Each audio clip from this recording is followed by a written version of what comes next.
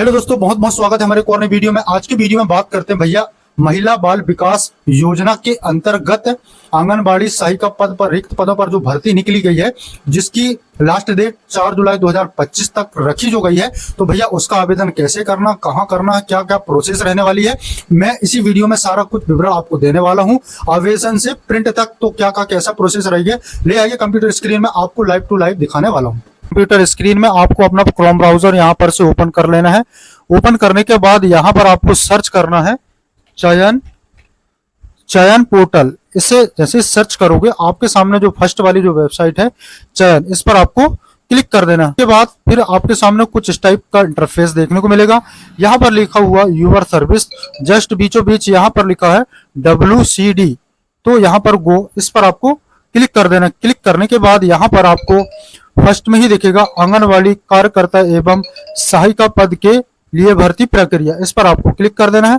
Click करने के बाद आपको फिर कुछ इस टाइप का इंटरफेस देखने को मिलेगा। यहाँ पर लिखा हुआ है आंगनबाड़ी कार्यकर्ता एवं सहायिका पद के भर्ती प्रक्रिया हेतु महत्वपूर्ण लिंक्स। तो आपको यहाँ पर फर्स्ट वाली लिंक पर जो अप्लाई है, और इसकी लास्ट डेट है 4 जुलाई 2025 को, 20 जून 2025 से स्टार्ट था, अब इसकी लास्ट डेट है 4 जुलाई 2025। तो यहाँ पर आपको अप्लाई एक्शन, जो एक्शन ऑप्शन में अप्लाई, फर्स्ट में ही अप्लाई ऑप्शन पर क्लिक कर देना। क्लिक करने के बाद यहाँ पर आपको हितग्राही जो स्टूडेंट है जो अप्लाई कर रहा है, उसकी जो 9 अंक की जो समग्र जो आईडी होती है, उस आईडी को यहाँ पर इंटर कर देना है। चलिए, हमने उस स्टूडेंट का यहाँ पर 9 अंक की जो समग्र आईडी होती है उसको हमने एंटर कर दिया। इसके बाद जो कैप्चा प्लसिंग था उसको यहाँ पर एंटर कर दिया। इसके बाद अब यहाँ पर खोजें, इस पर आपको क्लिक कर देना। क्लिक करने के बाद यहाँ पर जिस भी व्यक्ति का आपने जो समग्र आईडी जो यहाँ पर एंटर की हुई थी और उसके बाद खोजे थे, तो उसका यहाँ पर सारा कुछ डाटा यहाँ पर निकल के आ चुका है। अब यहाँ पर सारा कुछ यहाँ पर ऑटोमेटिक डला हुआ मिल जाएगा। इसके बाद यहाँ पर आपको देखने को मिलेगा विवाहिक स्थिति। तो भाई यहाँ पर यदि विवाहिक है तो उससे विवाहित करना, अविवाहित है तो अविवाहित कर देना। तो ये इनकी शादी नहीं हुई है तो हम इन्हें अविवाहित करते हैं। इसके बाद यहाँ पर थोड़ा नीचे आओगे और यहाँ पर पूछा जाएगा क्या आप विशेष जाति सहरिया भरिया बेगा जनजाति से हैं, यदि हैं तो आपको यस करना है, वाइदा वे इसे नहीं, इस पर आपको क्लिक कर देना। इसके बाद थोड़ा सा नीचे स्क्रॉल आओगे और यहाँ पर आपको देखने को मिल जाएगा पद हेतु आवेदन। तो भाई आप जो भी संभाग से बिलोंग करते हो उस संभाग को यहाँ पर से सेलेक्ट कर देना है। इसके बाद यहाँ पर आप जो भी जिला से बिलोंग करते हो उस जिले को यहाँ पर सिलेक्ट कर देना है। इसके बाद जो भी परियोजना पढ़ता हो, आपका बाल विकास आंगनवाड़ी का जो भी परियोजना पढ़ता होगा, जो जैसा कि ब्लॉक में रहता है, तो जो भी यहाँ पर से जो भी आपका परियोजना ब्लॉक स्तर है या परियोजना मेन ऑफिस है, उसको यहाँ पर से सेलेक्ट कर देना। इसके बाद आपको सेक्टर वाइज, मतलब उस परियोजना का एक सेक्टर भी डिवाइड होते हैं, तो कौन से सेक्टर में आप हो उस सेक्टर को यहाँ पर से सेलेक्ट कर देना। इसके बाद आपको थोड़ा सा नीचे स्क्रॉल आने के बाद यहाँ पर आंगनवाड़ी केंद्र, तो यहाँ पर आप जैसे ही क्लिक करोगे तो जहां पर आपको जो रिक्त पदों की जो भर्तियां होना है वो यहाँ पर सारा उनका डाटा यहाँ पर शो कर जाएगा। आप अपने अकॉर्डिंग यहाँ पर से चूज कर लीजिए। इसके बाद आप यहाँ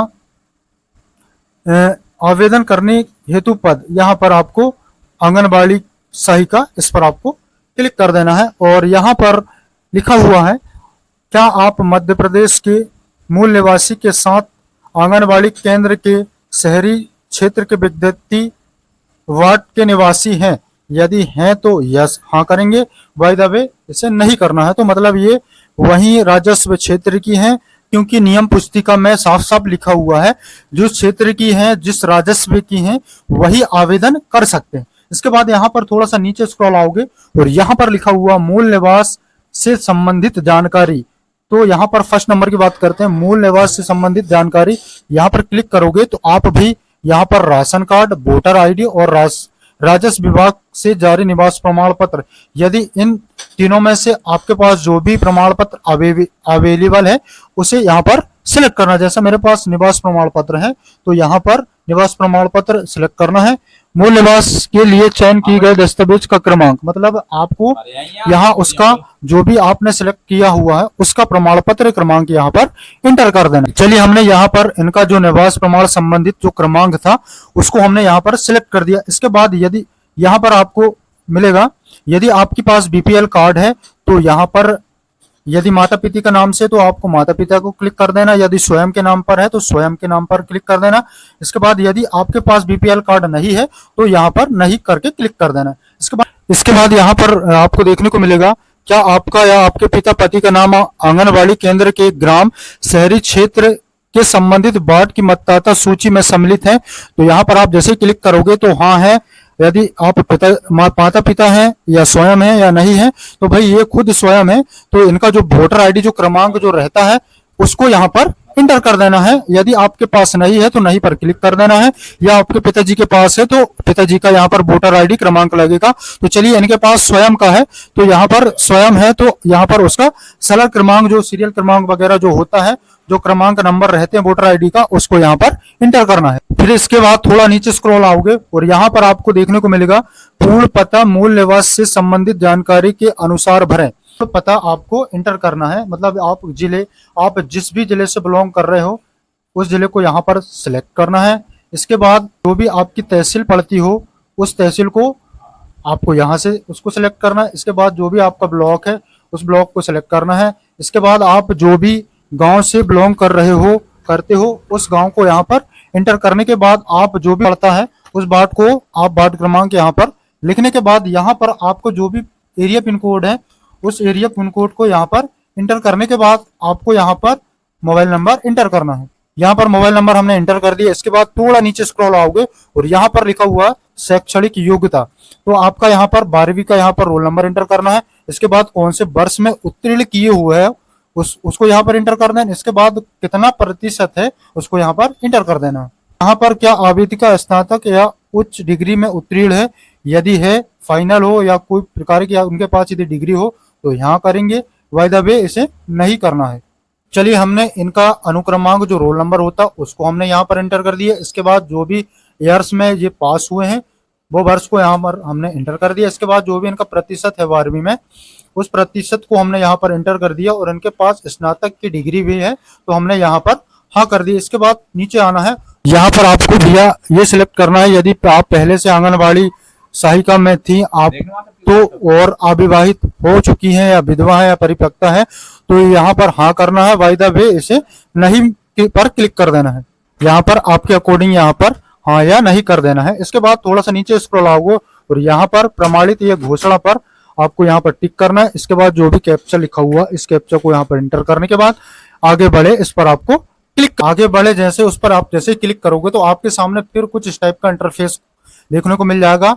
यहाँ पर पूरा अच्छे से अपना डिटेल देख लीजिएगा एक बार फिर से और थोड़ा सा नीचे स्क्रॉल आओगे, आपने जो जो यहाँ पर एंट्री की है आपने जो सारा कुछ डाटा यहाँ पर भरा है आपके सामने यहाँ पर दिख जाएगा। अब यहाँ पर प्रमाण पत्र संकलन, यहाँ पर भाई आपको अवेदिका की फोटो यहाँ पर से आपको फोटो अपलोड करना है, वो भी 30 KB से 200 KB के अंदर ही अपलोड करना है पासपोर्ट साइज की फोटो। तो चलिए हम उस फोटो को यहाँ पर से अपलोड करते हैं। जहां भी आपने फोल्डर पर रखा होगा उस फोटो को यहाँ पर आपको सिलेक्ट करना है। उस फोटो को यहाँ पर सिलेक्ट करने के बाद यहाँ पर अपलोड करें इस पर आपको क्लिक कर देना। जैसे आप इस पर क्लिक कर दोगे तो यहाँ पर आपको शो हो जाएगा कि अवेदिका फोटो अपलोड किया गया। इसको आपको ओके कर देना है और फिर नीचे स्क्रॉल आना है। इसके बाद यहाँ पर आपको सेकंड नंबर पर मूल निवास से संबंधित जानकारी, मतलब यहाँ पर आपको मूल निवास प्रमाण पत्र अपलोड कर देना है। चलिए हमने निवास प्रमाण पत्र को भी यहाँ पर से सिलेक्ट कर दिया। इसके बाद अपलोड करें इस पर फिर से आपको क्लिक कर देना है। क्लिक करने के बाद आपका निवास प्रमाण पत्र अपलोड किया गया इस टाइप का आपके पास मैसेज आ जाएगा, ओके कर देना है। फिर से आप नीचे आना है और यहाँ पर आपको थर्ड नंबर 12वीं प्रमाण पत्र, मतलब आपको 12वीं की अंक सूची यहाँ पर से अपलोड कर देना है। सिलेक्ट करने के बाद आपको फिर से यहाँ अपलोड करें इस पर आपको क्लिक कर देना है। क्लिक करने के बाद फिर से आपको मैसेज होगा कि भाई 12वीं की अंक सूची अपलोड की गई है, इसको आपको ओपन कर देना है। इसके बाद फिर से नीचे स्क्रॉल आना है और यहाँ पर आपको स्नातक प्रमाण पत्र, मतलब आपको जो फाइनल जो आपने की कॉलेज डिग्री या फाइनल की अंक सूची यहाँ पर अपलोड सेलेक्ट करके अपलोड कर देना है। चलिए हमने उसे भी यहाँ सेलेक्ट कर दिया। इसके बाद आपको अपलोड करें इस पर आपको क्लिक कर देना है और जैसे ही क्लिक करोगे तो आपकी जो फाइनल की जो अंक सूची है यहाँ पर से अपलोड किया गया ऐसा आपको मैसेज आएगा। इसे आपको ओपन कर देना है। फिर से आपको थोड़ा सा नीचे स्क्रॉल आना है और यहाँ पर लास्ट में जाति प्रमाण पत्र, मतलब आपको जो भी जाति प्रमाण पत्र है, आप जो भी कैटेगरी को हो उस कैटेगरी का आपको जो जाति प्रमाण पत्र है उस जाति प्रमाण पत्र को यहाँ पर सेलेक्ट करने के बाद फिर यहाँ पर अपलोड करें इस पर आपको क्लिक कर देना है। क्लिक करने के बाद आपको आपका यहाँ पर से जाति प्रमाण पत्र अपलोड हो गया करके आपको फिर से यहाँ पर मैसेज शो करेगा। इसको आपको ओके कर देना है और थोड़ा सा नीचे स्क्रॉल आओगे तो यहाँ पर आपको भुगतान की जानकारी, यहाँ पर आवेदन शुल्क 0 रहने वाला है। इसके बाद पोर्टल शुल्क अतिरिक्त जीएसटी के साथ यहाँ पर 100 रुपये प्लस 18 रुपये, मतलब टोटल आपकी भुगतान होने वाली है 118 रुपये। तो आपको यहाँ पर भुगतान करें इस पर आपको क्लिक कर देना है। क्लिक करने के बाद फिर आपके सामने कुछ इस टाइप का इंटरफेस खुलेगा। यहाँ पर आप जो भी मेथड से पेमेंट करना चाहते हो, डेबिट कार्ड से, नेट बैंकिंग से, यूपीआई से, आप किसी से भी यदि करना चाह रहे हो तो आपके अकॉर्डिंग यहाँ पर से आप उसे सेलेक्ट कर लीजिए। चलिए मैं यहाँ पर यूपीआई से करने वाला हूँ तो आपको यूपीआई पर क्लिक करने के बाद यहाँ पर पे गवर्नमेंट इंडिया इस पर आपको क्लिक कर देना है। क्लिक करने के बाद कुछ इस टाइप का आपके सामने टॉपअप से होगा, इसे ओके कर दीजिएगा। फिर आपको कुछ इस टाइप का इंटरफेस देखने को मिलेगा। आपको यहाँ पर क्यूआर पर क्लिक कर देना है और फिर यहाँ सेलेक्ट क्यूआर पर भीम यूपीआई कर देना है। इसके बाद मेक पेमेंट फॉर इस पर आपको क्लिक कर देना है। क्लिक करने के बाद आपके सामने कुछ क्यूआर कोड जनरेट हो जाएगा। इस क्यूआर कोड के आप फोन पे के माध्यम से, गूगल पे के माध्यम से या अपनी पेटीएम के माध्यम से किसी भी पर्पस मेथड से आप इसे स्कैन करके आप इस पर पेमेंट कर सकते हो। चलिए मैंने यहाँ पर पेमेंट कर दिया है। पेमेंट करने के बाद थोड़ा सा लोड लेने के बाद यहाँ पर हितग्राही का फिर से यहाँ पर बायोडाटा ओपन हो जाएगा और थोड़ा सा नीचे स्क्रॉल आओगे तो यहाँ पर देखने को मिलेगा भुगतान की जानकारी, मतलब यहाँ सफलतापूर्वक भुगतान कर दिया गया है। अब इसे मतलब आप फुल टू फुल इसमें अपना आवेदन कर चुके हो तो आपको यहाँ पर प्रिंट ले लेना है। या इस तरीके से आप महिला बाल विकास सहायिका पद भर्ती हेतु ऑनलाइन आवेदन अपने मोबाइल, अपने कंप्यूटर से कर सकते हो। वीडियो अच्छी लगी तो वीडियो को लाइक करना, शेयर कर देना, प्यारा सा कमेंट्स कर देना और चैनल में नए हो तो चैनल को सब्सक्राइब जरूर कर देना, जिससे इंटरेस्टिंग और नॉलेजफुल वीडियो आप तक पहुंचते रहेंगे।